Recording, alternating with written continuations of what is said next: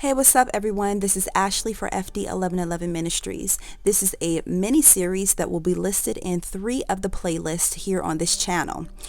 This first episode, I'm going to cover the 12 houses of the zodiac and the 12 apostles.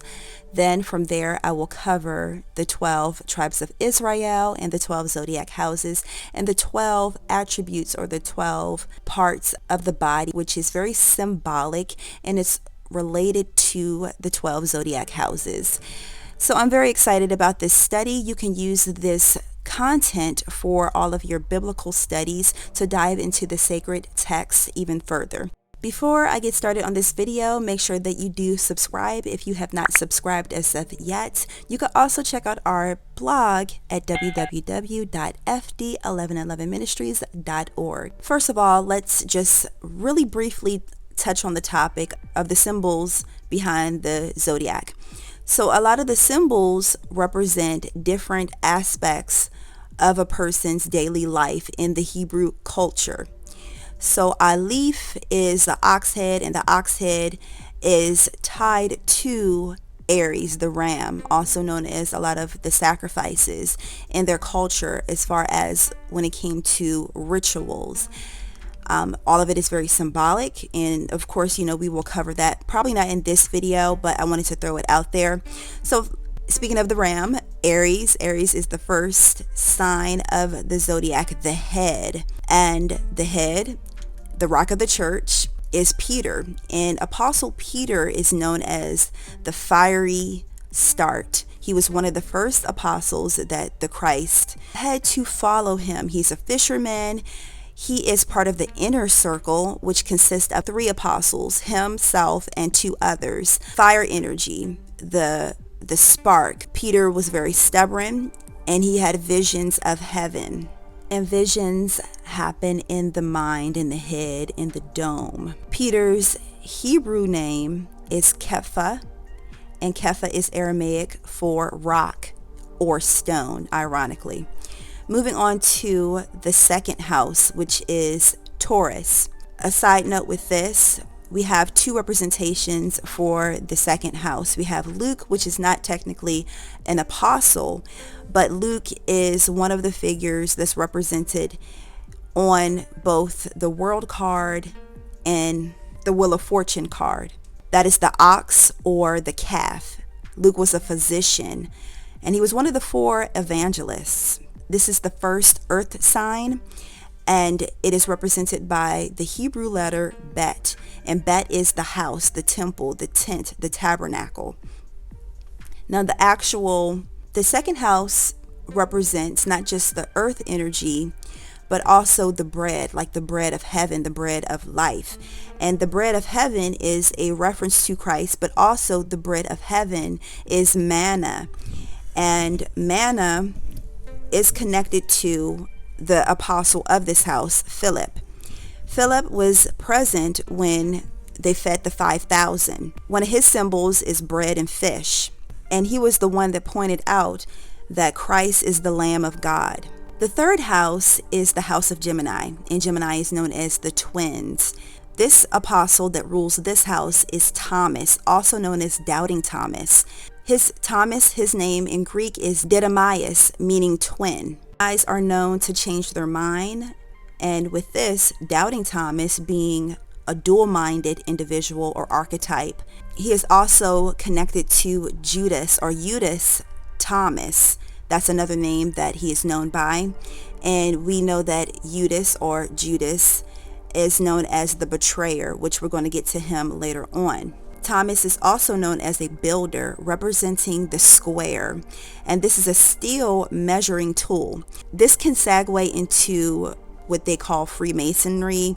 It can segue into the divine architect. All of these different archetypes, arch, all of these different archetypes are symbolic of measurements, and measurements are the foundation of life.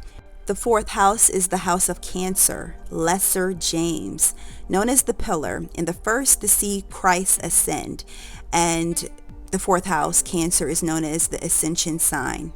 Then we have Mark, he is just another evangelist, but he is connected once again to the two aforementioned cards. The apostle that rules this house is Jude, or better known as Jude, or Thaddeus. Now Thaddeus, one of his symbols is a ring of fire around the top of his head, representing the Holy Spirit of the Ruach HaKodesh that showed up in the book of Acts on the day of Pentecost. He was also sometimes called Judas or Judas. Now back to Mark, the lion or the winged lion, and he rules over the house of Leo, the 5th house. He is another archetype that is featured on both the World card and the Wheel of Fortune card. He is the winged lion, and that winged lion is an alchemy reference. It can be related to the Sphinx. Is known as the winged lion for several different reasons, one being that while traveling to Jordan, he had a vision of a lion and a lioness. While in Venice, he was visited by an angel in the form of a winged lion, and he also wrote about John the Baptist, which is known as the lion, the voice of the lion out of the wilderness. And the lion is associated with Leo, and Leo and the lion are associated with Judah, the tribe of Judah, also known as Judah. The heart of the lion, this all makes reference to the 5th house. The 6th house is ruled by Virgo, the virgin, better known as the sanctified one, the sanctified house, the house of service, associated with Simon the Zealot, the hermit, the hermeticist, the one that goes within, the one that is of service. Zealot can be translated as zealous or religious, and religious could be someone that is totally committed to being of service. Another translation is a priest from a temple or a local temple, and a priest is one that is sanctified and set apart for a specific purpose. The 7th house is ruled by Libra, and the apostle that rules over this house is Bartholomew. His symbols are the knife, and Libra is an air sign represented by the knife. Of course, it's associated with scales and being able to fairly weigh out and balance. But his symbol, one of his symbols is the knife in dividing the truth. Another correlation is the symbol of cheese and salt. So cheese represents the two sides of faith, the two sides of a cow. Cheese being that of milk and substance, and the cow providing leather, because he was also associated with like leather making and binding. The salt is symbolic of purification and preservation. He was a martyr that was skinned alive by a knife, as well as other torturous methods. And that is symbolic of his truth, getting to the truth, and suffering, being willing to suffer and to get to the truth to bring balance and harmony. Next is the 8th house, the house of Scorpio. And this apostle that rules over this house is John. And he is another apostle that is featured on both the World card and the Wheel of Fortune card. He is the winged eagle. And the eagle is an eyewitness. Now, he was another apostle that was in the inner circle. And the inner circle is one of the 3 that witnessed several miraculous events that other apostles did not witness, such as the transfiguration of Christ on the mountain. All of this is very symbolic. So the mountain is having a higher perspective, and having an eagle perspective is a higher perspective. He is known as one of the pillars of the church, representing rebirth, victory, and the mysteries of life. By having this higher perspective, this gave him a mystical power very close in relation to the prophet Elijah. Elijah, he caused fire to rain from the sky. And fire represents rebirth and resurrection. And he entered into the kingdom of heaven by fire. And Scorpio is a water sign, but is ruled by a lot of fire, such as Mars and Pluto. This also gave him a higher perspective, that he had special access to various forms of knowledge that the other apostles did not. He received purification by fire. He is known as the apostle that Christ loved. And this love comes from a deep understanding of the mysteries of life and beyond. Next is the 9th house, represented by the sign of Sagittarius, a fire energy, the last fire energy in the zodiac. James the Great was another apostle, part of the inner circle. It's connected to veterinarians and equestrians. And equestrians is very interesting because Sagittarius are represented by a satyr, and a satyr is half beast and half human at the very top. He's also known as the great physician, or the physician.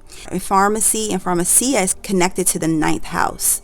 John the Apostle and his brother James the Great wanted to call down fire on a small Samaritan town because of their disobedience. So think about Scorpio can be a bit revengeful, and then you have this fiery energy, that of righteousness. Sagittarius on the far degree can be very righteous, very forthcoming with piety. James the Great is known to be very passionate, a passionate speaker, and one that speaks and seeks truth. The 10th house is the house of Capricorn, the goat, another sacrificial house.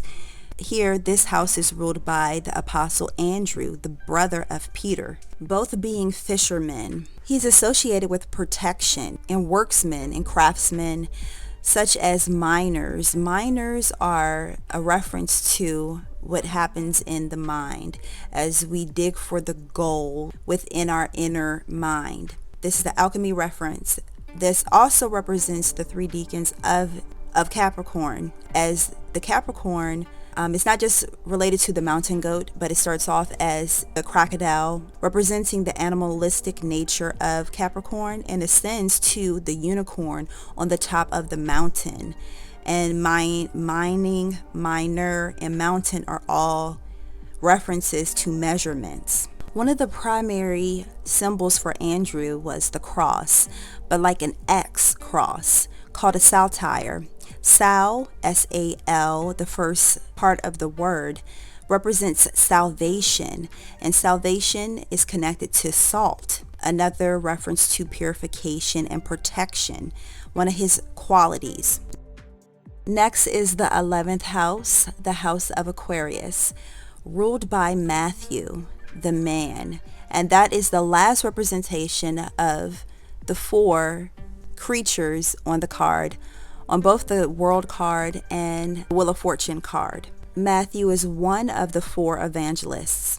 Matthew, being the man, represents brotherhood. Matthew was a tax collector. He's linked to welfare, social workers, and social causes. During those times, tax collectors, especially amongst the high priests and the common people. So he was a bit of an outcast. And lastly, we have the 12th house, the house of Pisces. This is known as the dumping grounds, where all of the energy from the previous 11 houses are offloaded into the 12th house. And this is the house ruled by Judas or Judas. And I have to do a separate video on him and his archetype. Judas means peephole in the door. So the peephole represents having a focus but not seeing the full picture. You can't see fully what's on the other side of the door. So one of the things about Judas is that he didn't see the full picture. Pisces is a very empathic energy. It can become very overwhelmed. Judas is a Greek word with the Hebrew equivalent of Judah. Judah or Yahuwah, meaning praise, or God is thanked. He's also represented by the 12th house because he gave Yahshua also known as Christ, a kiss, and sold him out for 30 pieces of silver. So 30 pieces of silver. Silver is connected to the moon in alchemy, and Pisces is ruled by the moon. Pisces is both the sacrifice, Christ, and the sacrificer, JUDAS. Both the ending of a chapter or of a year or a zodiacal cycle and a beginning of a new one. Hopefully you did enjoy this content. If you did, please consider subscribing to our ministry here. You can find important links listed down below in the description box. If you're listening to this on Fueling the Flame podcast, you can always find all information listed in the show notes. Feel free to peruse our other playlists here and check out our weekly word that airs every Sunday at 10:10 a.m. Full moon and new moon prophetic readings and channeled messages. Until next time, this is Ashley, and I'll talk to you guys later. Peace.